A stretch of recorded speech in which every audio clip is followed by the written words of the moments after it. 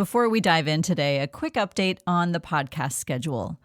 Starting with this episode, Burn the Map is moving to bi-weekly. Same depth, same focus on midlife reinvention, just every 2 weeks instead of weekly.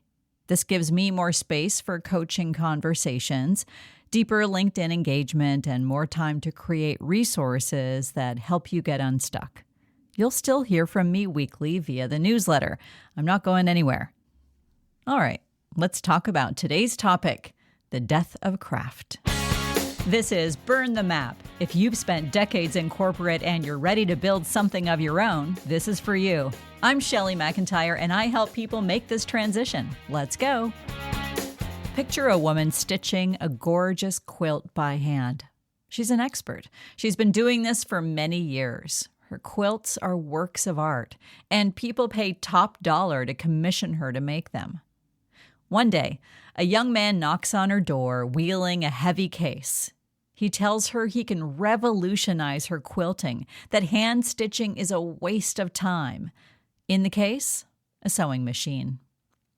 The woman feels like she's being erased, told that her craft no longer matters. She isn't wrong. This is a real loss. Just as it's happened with every technical innovation, this dynamic is happening again right now with AI. Your craft is being automated. You spent an entire career learning to code by hand or design websites or illustrate storyboards. You know there is art in what you do. You find joy from figuring out problems and delight in the elegance of the solutions you create. Now you're being replaced by a tool that 6 months ago was like an eager but error-prone intern. But now, what it creates is working. What are you actually losing here? Let's say you're a software developer who learned every programming language from Ruby to Rust. Just like our quilter, you love the slow and deliberate work of writing simple and functional code. You have the experience to head off a lot of bad ideas. Plus, you get validation by being the person who does that one thing well. It fused with your identity so much that when you meet new people, you introduce yourself as a software developer, sometimes before saying your name. That sense of mastery gave you a place in the world and affirmed your contributions. Losing that is a big deal. Your autonomy takes a hit, too. You used your finely tuned discernment and taste to differentiate good from bad.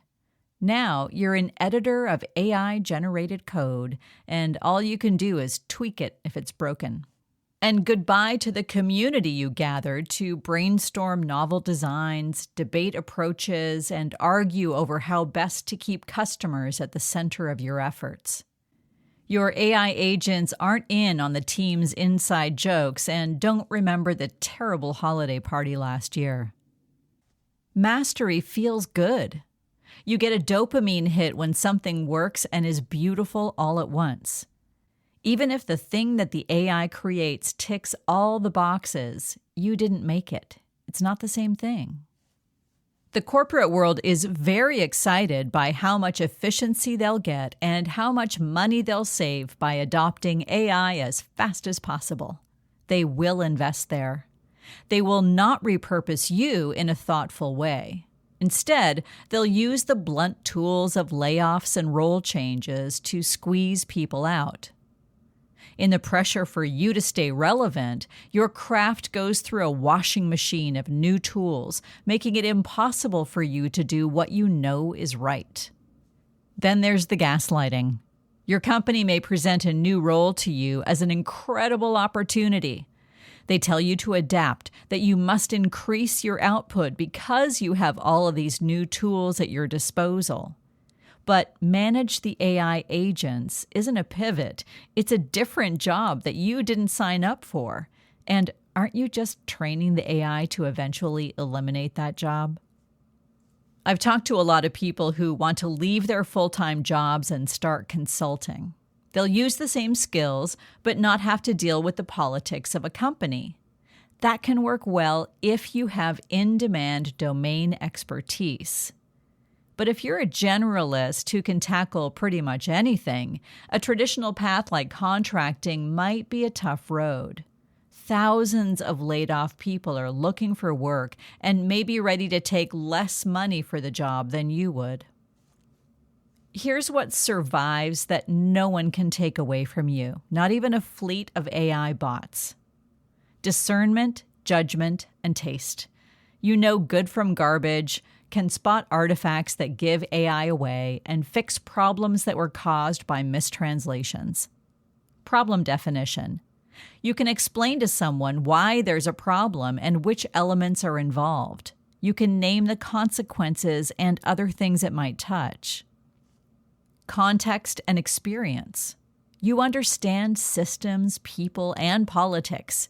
You know not to suggest a design with the color green because the CEO hates green, or to be careful about the cultural impact of product rollouts. And what you love.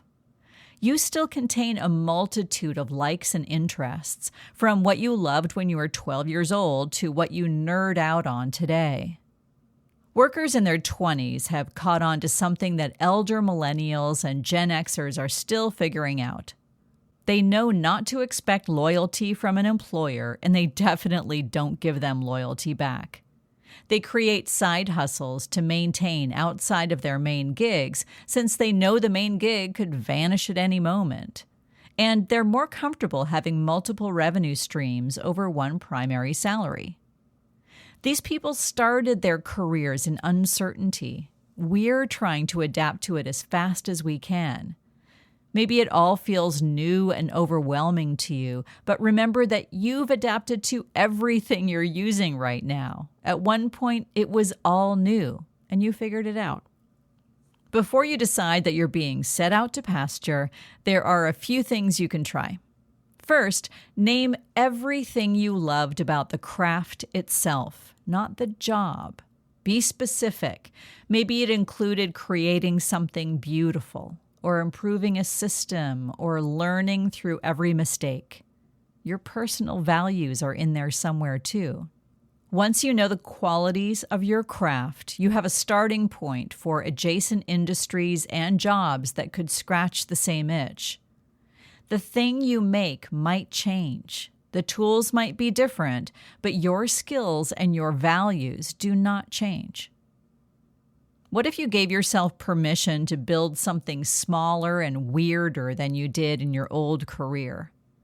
Leaving corporate is your opportunity to create something of your own for people who will value your contributions. Here's one experiment you could try this week.